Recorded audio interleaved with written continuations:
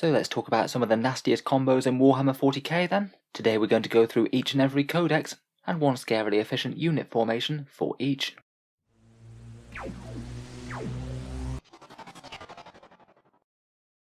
Hello and welcome back to Auspex Tactics for a video that I was quite looking forward to having the time to make for quite a while now. This one's certainly taken a fair bit of time and effort to make, but it's been really good fun to put together some maxed out combos for every single faction in the game. In 40k there's plenty of different ways that you can build an army list. You can just rely on a lot of multiple small efficient units, but usually for at least part of your army it makes sense to make good use out of warlord traits, relics and stratagems to really focus all of your might in one incredibly powerful punch or one ridiculously durable unit. In general that's what we're going to be looking at today, going through every single army in the game with a codex and just looking at one such combination of how you can make units far more efficient than they'd normally be just by paying the points. This video is only going to have one example for each army, because to be honest that took quite long enough to compile, but by all means if you have another stronger combo for your given army that I should have mentioned in the video, please let me know down in the comments. I'm sure there's far more than enough material for a part 2 for this. With all that being said, let's get into it. We'll go through the Space Marine codexes first, then do the best of the Imperium, then Chaos, Eldar and other Xenos. So to kick off we'll start with the Ultramarines and a relatively simple one. Invicta tactical warsuits and a 2 command point rapid redeployment stratagem. Invictas aren't run all that often for other Space Marine chapters these days, but Ultramarines still get great use out of them, because they can kind of have their cake and eat it, have the forward deployment option, but if the opponent seizes turn 1, then they can pull back all of their fancy warsuits and make sure that the opponent just doesn't wipe out these fragile vehicles straight off the table. Rapid redeployment just allows you to set up these units again, so the Ultramarines player can freely plonk down these Invicta tactical warsuits right outside the enemy deployment zone. If they get first turn they can absolutely go to town, move forward with great movement, blast away with a whole load of anti-infantry shots at enemy units that should have been safe behind cover in their deployment zone, and then go on to charge with their Invicta fists. It's all even nastier because they'll be in Devastator Doctrine turn 1 and get an extra AP-1 on everything. If the enemy gets first turn though, then you use the 2 command point stratagem, pull them all back safe behind cover in your own lines and wait for your opponent to move out with no good targets to strike. Then you can pop the Invictas out of cover and open fire on them for turn 1, still getting the alpha strike. Next we have the Sons of the Khan with White Scars, and they can build a particularly efficient Smash Chaplain on bike. White Scars can take 2 Warlord traits on the same Chaplain, and if we upgrade into a Master of Sanctity you can get some seriously crazy stuff on the go. He can take the Benediction of Fury, the excellent Relic Crozius with a damage of 3, be a Master of Sanctity with Wise Orator, and that will allow you to cast both Mantra of Strength and Exaltation of Rage on himself. Mantra of Strength is +1 attack, strength and damage, so now you're up to a mighty Strength 7 and damage 4 on the Crozius and +1 to wound with Exaltation of Rage. Then with the White Scars stratagem for the additional Warlord trait, you can take Chagorian Storm, that's an extra D3 attacks on the charge, giving him an average of 8 attacks with Shock Assault, and then either wait for the White Scars Assault Doctrine or put him into it early for 2 CP. White Scars can advance and charge innately, so he can happily move 20 inches along and then still make a charge. He's now up to a crazy 8 attacks, Strength 7 AP-3 and flat damage 5, hitting on 2s and +1 to wound. He's really going to make a mess of virtually anything. Just on average, he'll do around 20 wounds to a toughness 7 vehicle, which is pretty insane for the sheer distance that he can move and get all the way across the field in a single turn. Potentially, if you did want to go for max silliness, you could even put in a Librarian with Might of Heroes on him, getting you all the way up to a big Strength 8. Moving along, we have the Iron Hands, and one of their near auto-include options is their Character Dreadnought. They can make 1 Dreadnought a character for 1 command point, and probably the best choice is the Relic Contemptor Dreadnought from Forge World. For the arm weapons I'd usually take the Twin Volkite Culverins, but you could think about taking Twin Las Cannons instead, and then top that off with a Cyclone Missile Launcher. You've now got a very scary gun platform that's basically impossible to shoot while it's character protected, and if you put it within 3 inches of Space Marine Company veterans, then you won't be able to target him in the shooting phase even if he is the closest visible unit. You can then give him the Warlord trait, Merciless Logic for exploding 6s to hit, and then get rerolls and buffs from the standard Space Marine characters, Captains, Lieutenants and Chaplains, and maybe even reroll 1s with Wisdom of the Ancients. Certainly a really annoying amount of firepower that the opponent is usually not going to be able to do anything about unless they can charge him. Next we have the Raven Guard, and perhaps one of their scariest silly abilities is being able to deep strike Assault Centurions, just for a single 1 command point per unit. I'd usually take a successor chapter with the Whirlwind of Rage tactic, that's the one for exploding hits in melee on 6s, and then either Born Heroes for +1 to hit, or Hungry for Battle for +1 to advance and charge. If you deck out the Assault Centurions with Hurricane Bolters and Flamers, a 195 point unit just has spectacular damage output on the drop. At 12-inch range they'll average a crazy 45 Strength 4 AP-1 hits, that's just in the shooting phase, and all of those shots will ignore cover as well. Then you can charge, which should have a 60% chance of getting in if you have Hungry for Battle and a command point reroll, or you can make it even more reliable by getting a Chaplain on bike nearby and getting +2 to charge. That could free you up to take Born Heroes instead. Their 11 attacks with exploding 6s to hit at strength 10, AP-4 and damage 3 are going to make a mess of basically anything. Again, just for a 200 point unit, you've got around 18 wounds to a toughness 8 vehicle. I think ideally you'd want to drop in, fry an enemy infantry unit in shooting, and then charge a heavy and kill it dead. Salamander's units can really work quite well in pairs, and this was a combo that I experienced from the army list of Brady from Almost Pro Gaming. I just thought it was a combo that worked really nicely, as it basically had a bunch of Blade Guard tanking for some slightly squishier but much more dangerous aggressors with Flamestorm gauntlets. You can have a big unit of Blade Guard advance into the middle of the board, then use their self-sacrifice stratagem for 2 CP to protect the aggressors against any shooting. It means that the opponent has to target the Blade Guard before they can wipe out the aggressors unless they're closest. Then you could stack a whole load of durability buffs on those Blade Guard, use an Apothecary, Transhuman Physiology, +1 to save against damage 1 which Salamanders can get, or maybe have a Librarian around with Fire Shield and Drakeskin for extra toughness and -1 to hit.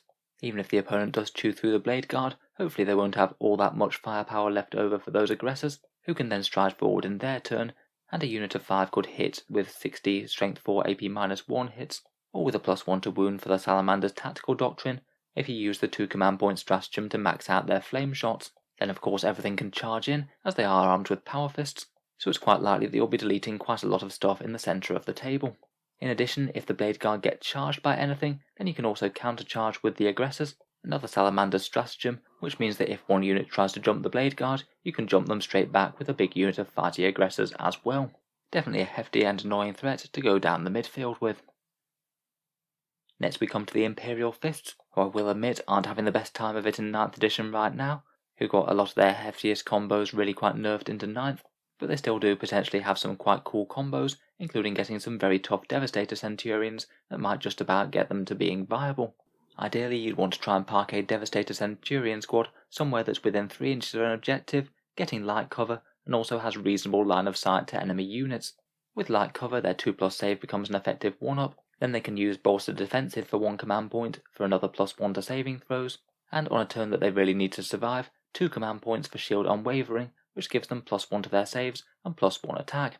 It means that even AP-3 shots might still be caught on a 2+ armor save, and provided you can ward off enemy charges, they should have some fairly efficient shooting in return, as they get exploding 6s to hit with their bolt weapons such as their Hurricane Bolters and Heavy Bolters. Certainly could be a pain to deal with, as virtually no shooting is going to be effective against these guys. Bonus points if you have a Chief Apothecary nearby, and you can resurrect one of them each turn. For Black Templars, I have talked about this in another video all of its own, but they can do some very silly things with their Devout Push stratagem, in particular getting a 26-inch auto charge out of an Impulsor. What you do is you park 5 Blade Guard veterans in there, and get out of it after moving using the Assault Vehicle special rule. You can't make a charge move after you've done this, but you can use the 1 command point Devout Push stratagem, which has very weird wording, and it allows you to make a Consolidate move at the start of the fight phase. You can use this to touch enemy models, so it means that your Blade Guard could engage a unit that's just ridiculously far away from them at the start of the turn. As you didn't charge, it often would mean that your opponent would get to strike first if they wanted to. The Blade Guards really are quite tough with those Storm Shields. They could weather a decent melee unit strike and still hit back very hard. Potentially though, you might be able to combine it with a Judicia. You wouldn't be able to charge as you could only use Devout Push once, but you might still be able to get in within 3 inches of the enemy to make them fight last.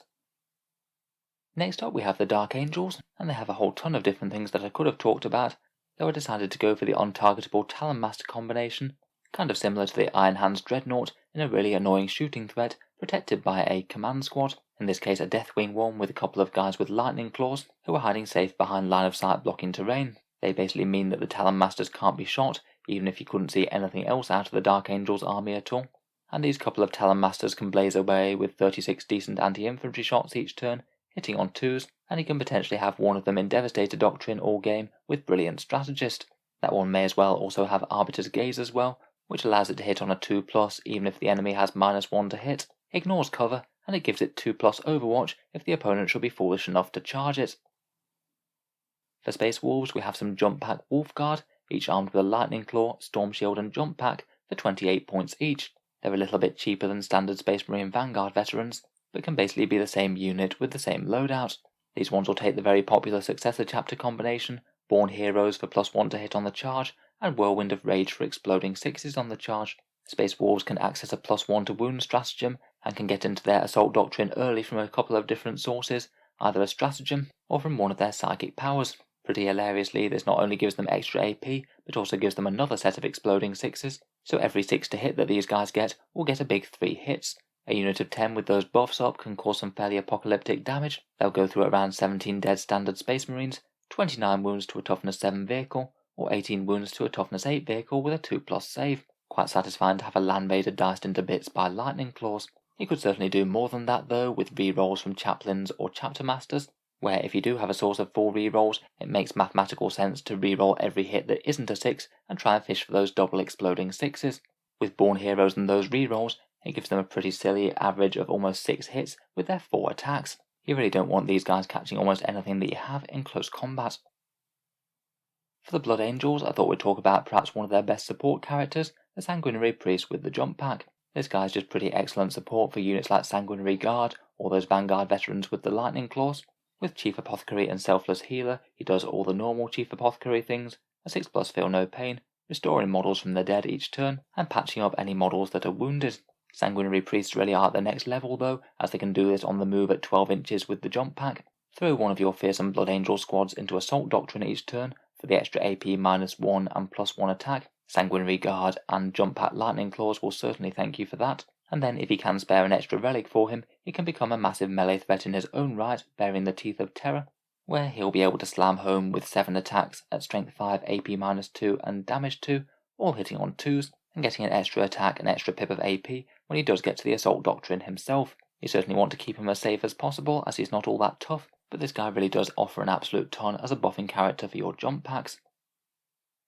Moving on to the Xenos Hunters now, and the Deathwatch can make an incredibly efficient Dreadnought Castle. I start out with 2 to 4 Space Marine Dreadnoughts, either Redemptors with the Macroplasma, or the Relic Contemptors with the twin Volkite weapons. There's plenty of characters that you can use.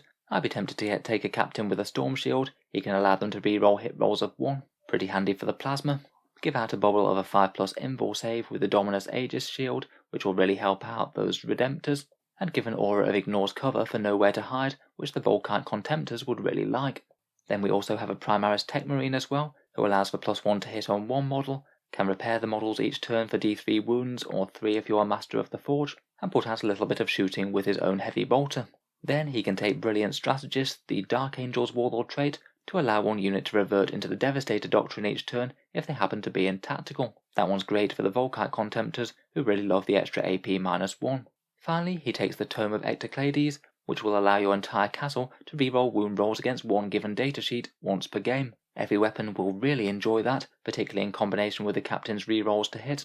It will let those Volkite Contemptors go into absolute rage mode for a turn.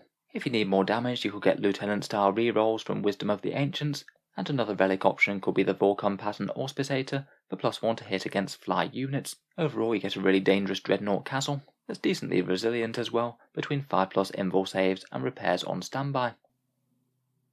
Moving on to the Grey Knights now, and I thought we'd talk about what their most murderous strike squad can do if you amp them up with a couple of command points in the Rapier's Brotherhood. It's 220 points for 10 Strike Marines, which get 31 attacks at base with Strength 5, AP -3 and Damage 2, which frankly is already very good for that points cost. If you stick in Tide of Convergence, you get Mortal Wounds on a 6 to wound, which certainly could help against some units with really high Invul saves. Then if you use a combination of 2 Psychic Powers and 1 Stratagem on them, they get to truly silly levels of damage. Hammerhand is Warp Charge 5 in the first instance of casting it. You get to reroll wound rolls with them. It allows those relatively low strength weapons to threaten the toughest things around, and also gets you far more mortal wounds. You can then spend 1 command point to cast an extra power, and I'd cast the Rapier's unique power, Warp Charge 6, which gives the squad an extra attack, and then the Rapiers have a 1 command point stratagem to allow them exploding 6s to hit. I quite like that you don't need any character support whatsoever, though of course rerolls won't hurt if they're nearby. Overall, from those 41 attacks, hitting at strength 5, AP -3 and damage 2, exploding 6s and re-rolling wounds, you average around 20 dead standard Space Marines, 41 wounds to toughness 7 vehicles, and ideally if you were charging in, hopefully you'd be able to fire off all those Storm Bolters first at something else. That's more than enough to kill virtually whatever gets in their way, but I believe if you can get a little bit of outside help in place, you could also get +1 damage on their melee weapons, maybe plus some re-rolls for a Brotherhood Captain or something, and with that little combo there'll be almost nothing in the game that can stand in their way. I guess the main challenge is just delivering them into melee intact, as there's not all that many options for getting them in reliably in the new codex. For the Custodes, I think it's hard not to talk about the incredibly tough Shield Captain build that you can get. 175 points for a Shield Captain on Dawn Eagle Jetbike, at base 7 wounds, toughness 6, a 2+ armor save and a 4+ invul. It's really quite fast, has some nice generalist melee attacks, and will blaze away with some Hurricane Bolters or a Salvo Launcher before charging in. He also does get Obsec as well, which with his great movement can make him really good for flipping objectives if he does go for tangling with your opponent's elites. To make him extra tough, you can take the Superior Creation Warlord trait for a 5+ Feel No Pain, the Oracle Quillers for a 3+ invul save, plus re-rolling charges on the bike, and a 1-point Captain Commander trait, which you can use for a bunch of different things, though if you're just going for max toughness, 2 more wounds doesn't hurt. Then, if you really want to go for absolute maximal investment, you can spend 2 command points for Victor of the Blood Games, allowing him to re-roll 1 failed save per turn. If a high strength, high damage shot does manage to make it through that 3+ invul save, this gives you a good chance to turn that first hit off, and you could also CP re-roll another one. With my rough maths, I think you need something like 30 Space Marines with las cannons all pointed at him to down him in one shooting phase. This guy could literally tank half an army's worth of anti-tank shooting for a single turn. Sticking with silly tough units, we have the Astra Militarum Borgren Death Star up next, an annoying durable beatdown blob to hold the midfield, where you could take 9 Borgrens with Maws for 35 points each, mostly slab shields, maybe mix in 1 or 2 brute shields for the invuls as well. At base, those slab shields have a 2+ invul save, then you can increase that with +1 for an Astropath with Psychic Barrier, +1 for the go to ground stratagem when they're shot, and if you can have 1 or more Borgren towing into light cover as well, then that's a potential another +1 to saves. So again, similar to those Imperial Fist Centurions, you could be having AP -3 shooting fired at them that's still tanked on a 2+. Provided you cast Psychic Barrier and it goes off though, you still have a 3+ invul save from those brute shields. You could then combine it with Night Shroud for a -1 to hit if you did want to go absolutely all in, and potentially have a Minister or a Priest in tow as well for +1 attacks per model. If you did get the entire squad into combat, that would be up to 45 attacks at strength 7, AP -1 and damage 2. Maybe not the most insane damage output ever. I think their main job is to be durable and gum up the midfield. For the Admech, we've already talked about their ranged combos a fair bit on the channel, so I thought we'd investigate the Rust Stalkers for a bit more of a melee beatdown unit. Here we have a full unit of 10 Rust Stalkers for 170 points. They take the Tempocopia relic for an automatic fights last on the enemy unit in close combat, and they're going to be in the new Skitarii veteran cohort. I've chosen to run them in the Rise of Forge world, though I think that plenty of other ones would work, such as Metallica.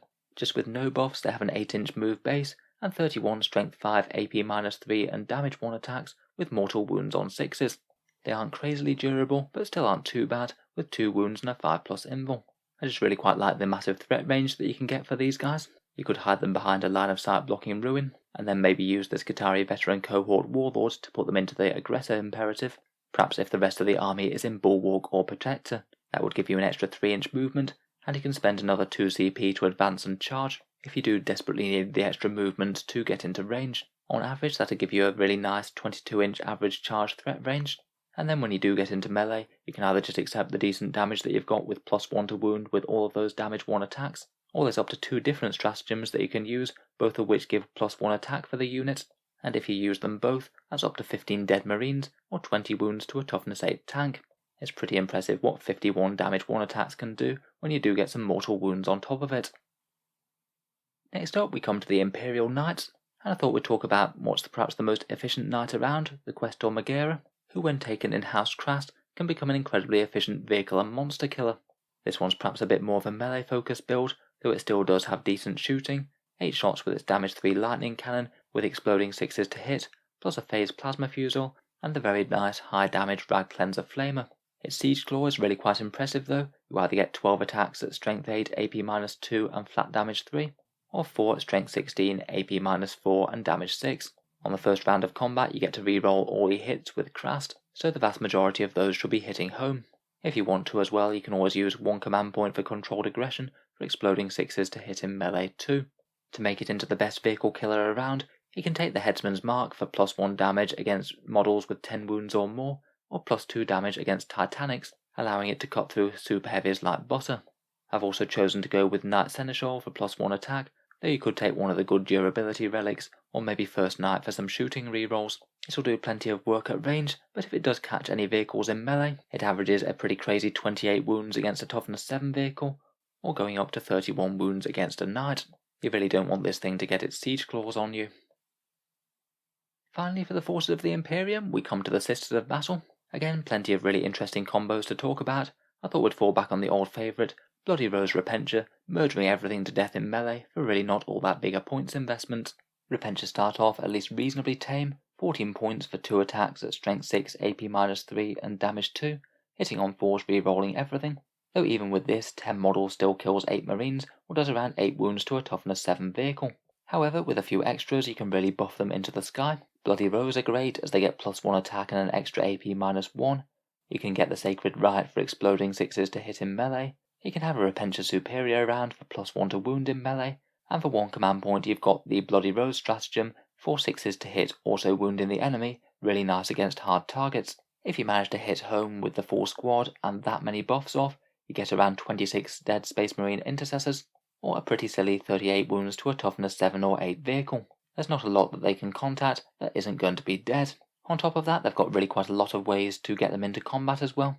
You could jump them out of a Sororitas Rhino, you could put them into strategic reserve and then make an auto charge with miracle dice, or you could just start them on the board behind line of sight blocking terrain, and they've actually got really quite a decent threat range as they can make use of the Repentia Superior's driven onwards ability, allowing them to advance and charge, potentially using that Sacred Rite for extra advancing and charge moves instead, and using miracle dice to lock in those charges if you really need to. They've got a very good chance of being dead straight after that, and it might make a bit more practical sense to use smaller units, as they can still do a fearsome amount of damage with a few of these buffs going. Moving into Chaos Land now, and I thought for the standard Chaos Marines we'd start out with the Emperor's Children Terminators with Lightning Claws and Combi Bolters.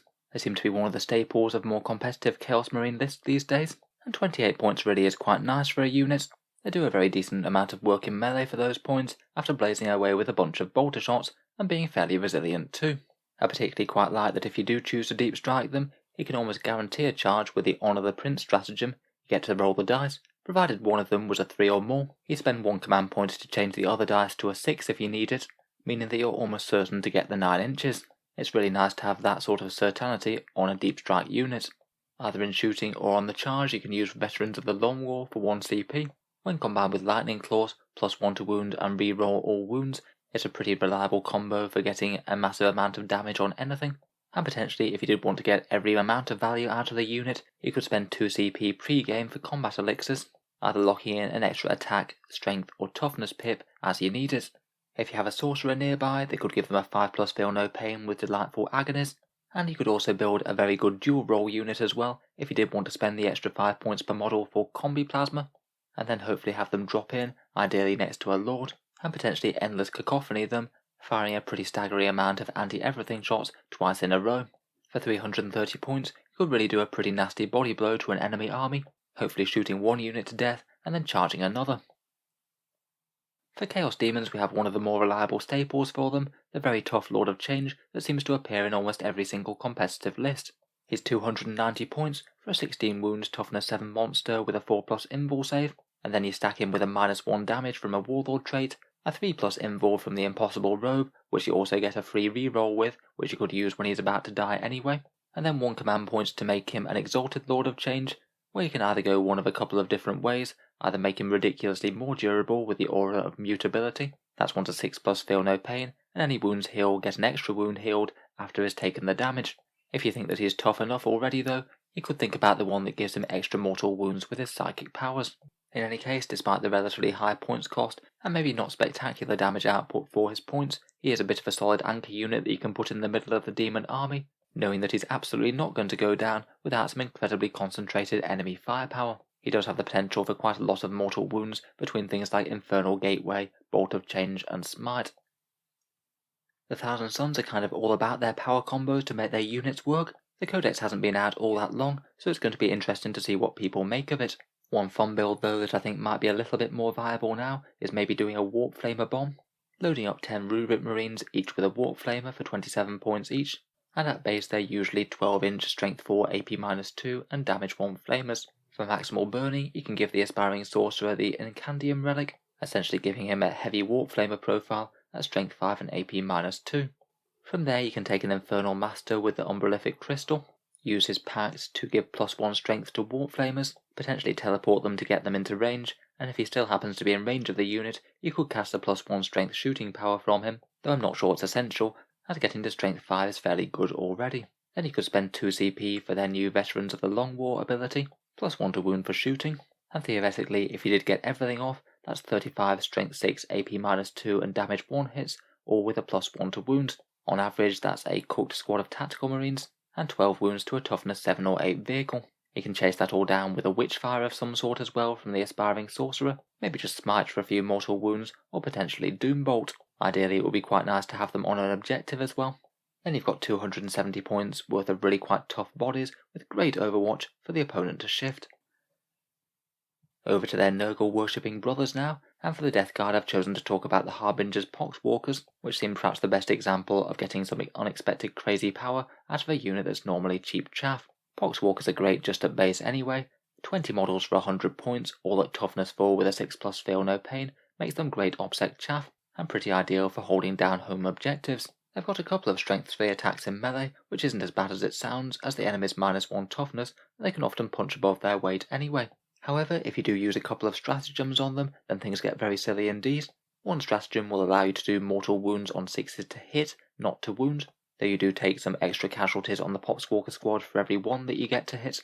And then you can double down with the Harbinger's stratagem to allow them to reroll all hit rolls, which you can reroll anything that isn't a 6. That averages out at almost 12 mortal wounds worth of damage output, easily enough to wipe out, say, a tough squad of Space Marines that strayed a bit too close. Plus, of course, they have all of their own attacks as well, which will do around 4 wounds to standard Space Marines, or 10 wounds to lighter infantry such as Guard. I just love the way that a unit of cheap chaff can turn into a squad that's going to kill your elites dead, almost no questions asked.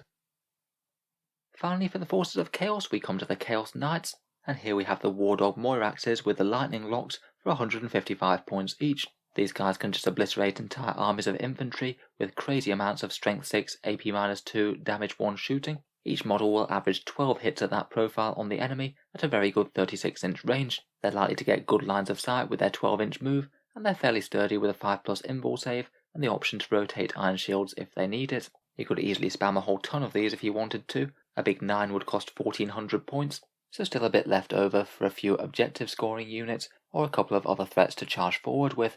If you take the Infernal household, you have the option to overcharge 1 gun each turn. You take D3 mortal wounds, but you gain a pip of strength and a pip of damage, making one of those 2 lightning locks that they're all armed with go to strength 7, AP-2 and damage 2. You do pay a fairly hefty price in taking damage on your own units here, but depending on what targets your opponent is presenting, it certainly could be worth it. The competitive list that I've seen that run this have been using the Bold Tyrants and the Harrying Pax custom traits. Bold Tyrants gives you an extra AP-1 within 12-inch range of the enemy, so AP-3 on all that anti-infantry fire, and Harrying Pax allow you to fall back and shoot, if your opponent does happen to try and catch them in close combat.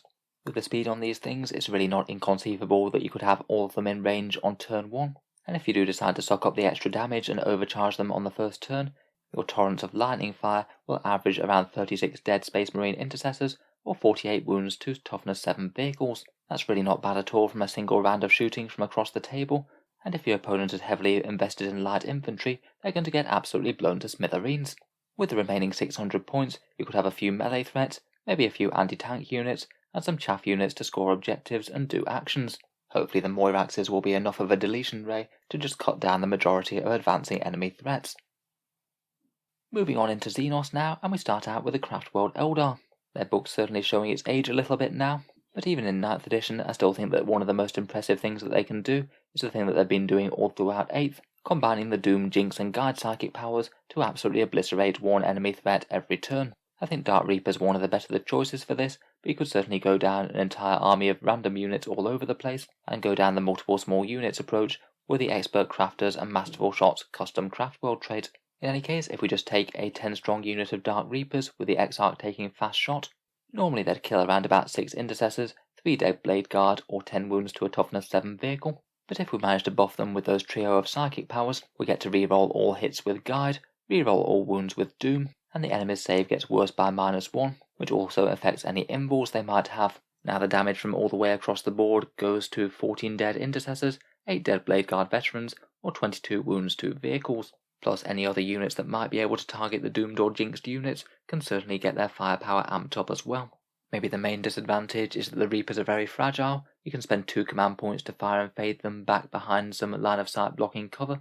Or if they do have to stand out in the open for a turn, at least you could potentially use the Forewarned psychic power to allow them to intercept a unit that's coming in from reserve that the Farseer can see. Could deny quite a lot of landing zones to your opponent unless they want to have them shot to death by Dark Reapers. Onto their Dark Kin now, and why have one power combo when you can potentially have 3 or 4? Well, here's just one example of what you can do with your Drukhari HQ section. A fairly minimal investment of 350 points, then 4 CP for the extra Warlord traits and relics. The investment gets you these 4 blender characters that you can just suicide charge into enemy units if you want to, or potentially play a little bit cleverer with them and try and keep them safe afterwards with some durable units going forward too, like maybe the Court of the Archon. First up we have a Master Archon with the Gym Blade, the Fights Twice ability, and Hatred Eternal to reroll all hits and wounds. He's just 80 points, or kill around about 9 dead Intercessors between both his activations, and also do 19 wounds to a Toughness 7 vehicle. He'll only be able to pull that Fights Twice trick once though, after that he'll go down to half the damage. We have a Succubus with the Triptych Whip and Competitive Edge, that Cult of Strife Warlord trait that allows them to strike again with any attacks that didn't get through. She's a bit more anti-infantry focused, 8 dead Intercessors but only 4 wounds to a Toughness 7 vehicle. We then have a Succubus with Razor Flails, the Dark Lotus Toxin for 1 extra damage, and Precision Blows, the one that gives you mortal wounds for every hit roll of a 6. She is fairly general purpose, 5 dead Intercessors or 8 wounds to a Toughness 7 vehicle. He could always make her even more dangerous with a reroll to wound rolls in melee for 2 CP. Finally, we have Mr. Drazar himself, not really a combo to be honest, as all of the other characters have stolen the Warlord traits, though if he did manage to pick up a Warlord trait, he'd stack 4 rerolls to hit and wound on top of this. He really doesn't need it that badly though, as he fights twice innately with +1 to wound with a whole flurry of multi-damage attacks, and just on his own he can average 8 dead Intercessors or 10 wounds to a Toughness 7 vehicle. These guys can all stow away on various different raiders advancing forward, then pop out as little missiles with the Advance and Charge on turn 2, each engage an elite enemy unit and completely ruin it unless the enemy manages to interrupt and kill your character first. Next up we come to the Harlequins, and to be honest their slightly limited codex is almost nothing but tricks and power combos.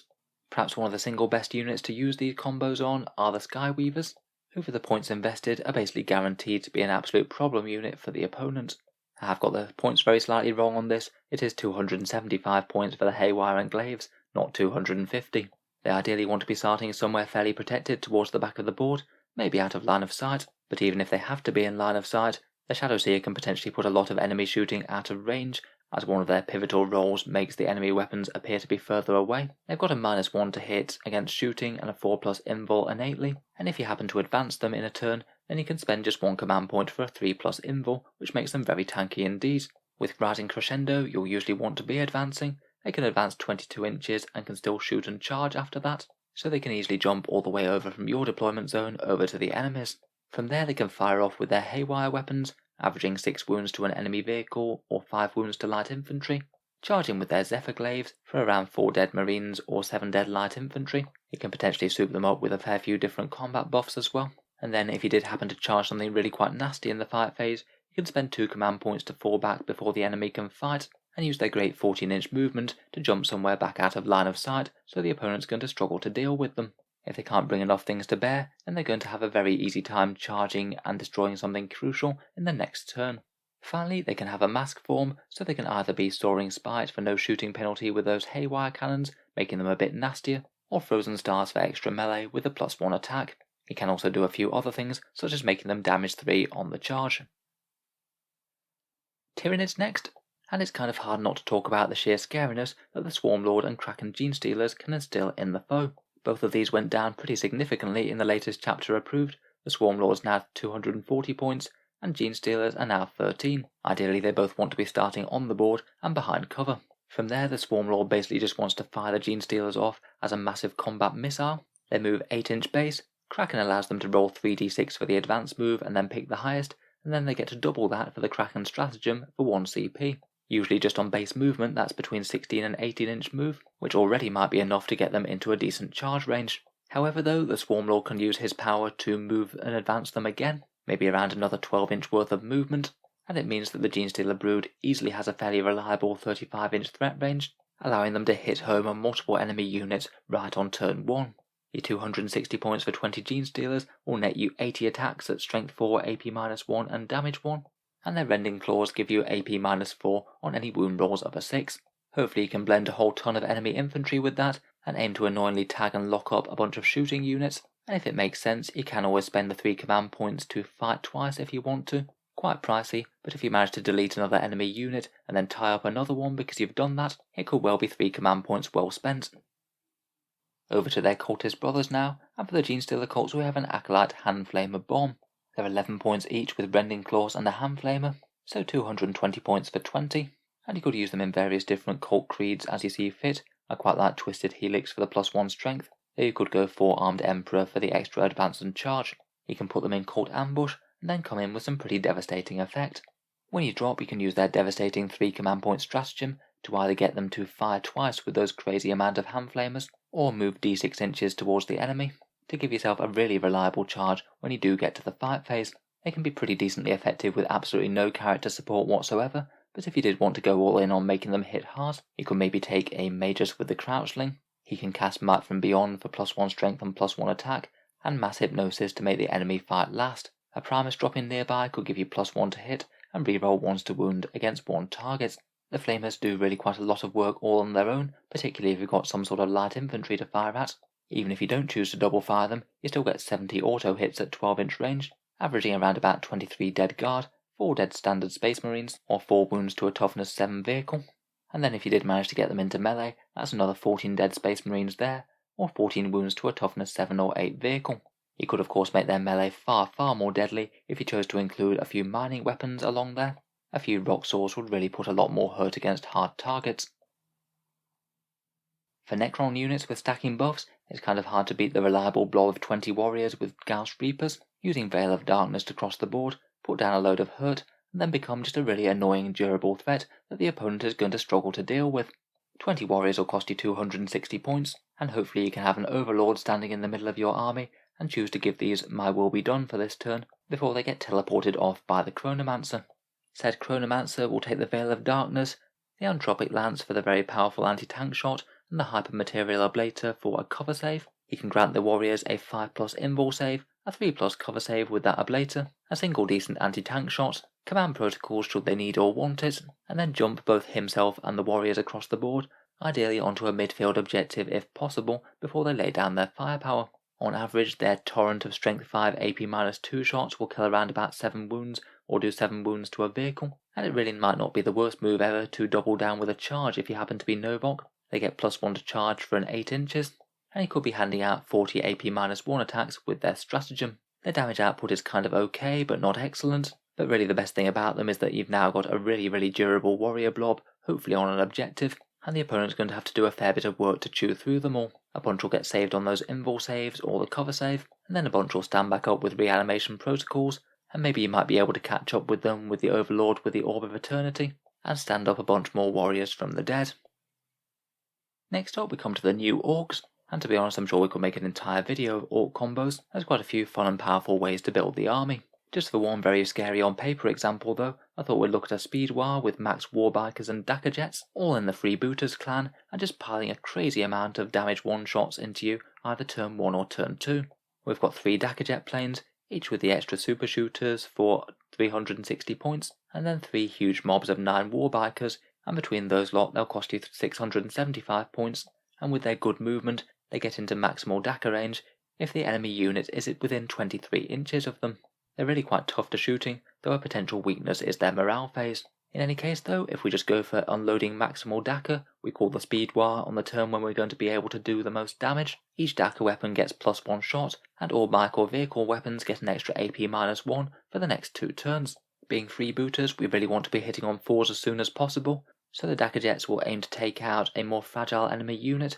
Hopefully they should be able to get good line of sight with their excellent movement. Even at ballistic skill 5 though, in the speed war they get a crazy 42, strength 6, AP -2 and damage 1 shots each, which translates to that many hits between 3 planes. Just those unbuffed Daka jets alone average around 9 dead marines or 35 dead guard, so it seems almost certain they should be able to kill at least 1 unit between them. From there that really does open up a crazy amount of potential for the warbikers.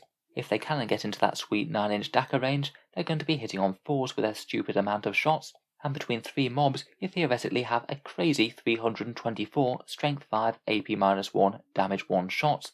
In reality I don't think that all of them are going to be getting into optimal range, but they still get a fair amount all the way up to 18 inches, and on paper those numbers are frankly quite staggering. Theoretically they could kill up to 27 dead intercessors, 90 dead Imperial Guardsmen, or just Daka straight through some tanks with 27 wounds to toughness 7 or 8 vehicles.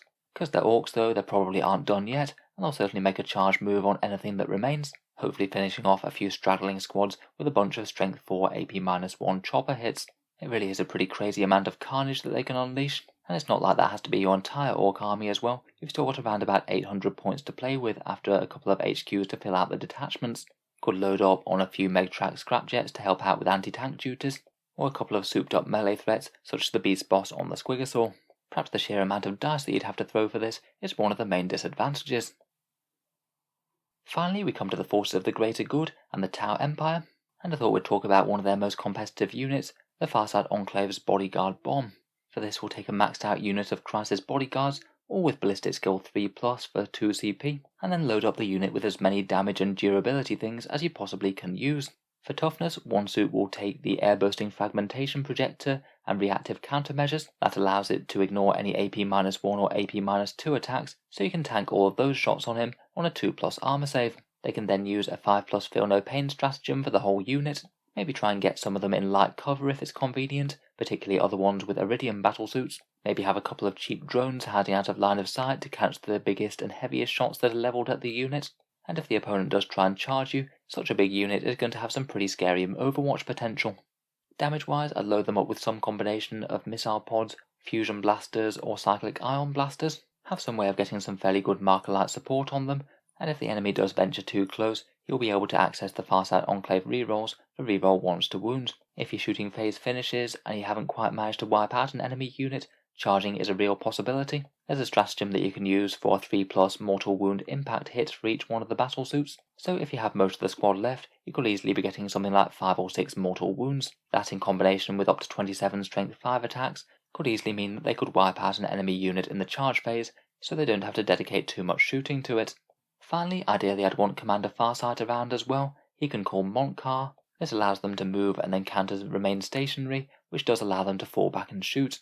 For such a powerful shooting unit, you really don't want it locked up, and Farsight is some great insurance against this. Hopefully between all this, the squad should be able to jump around, take down a lot of enemy threats, and not take too much damage in return. So I think that just about brings us to the end of our look through the power combos for the various different 40k armies. Looking forward to hearing your thoughts down in the comments below. Have you played with or against any of these? And are there any other powerful things that you think I should have included instead? I'm sure we could do a part 2 of this sometime, though I think it might be a while away due to how much time and effort this has all taken. If you've enjoyed the video, then feel free to subscribe to Auspex Tactics. I'll certainly keep the regular 40k videos coming, with new ones out just about every day. Finally, if you have been watching regularly, I would just like to mention that Auspex Tactics does have a Patreon page, which you can find down in the video description below. Channel patrons do get a fair few advantages, seeing certain videos early, regular votes to see what sort of things happen next on the channel, and automatic entry into the regular prize giveaways with the chance to win some really big model kits each month. If any of that sounds good to you, or you'd just like to help support, then the link is down in the video description below. In any case, a massive thank you for listening, and I'll hope to see you guys next time.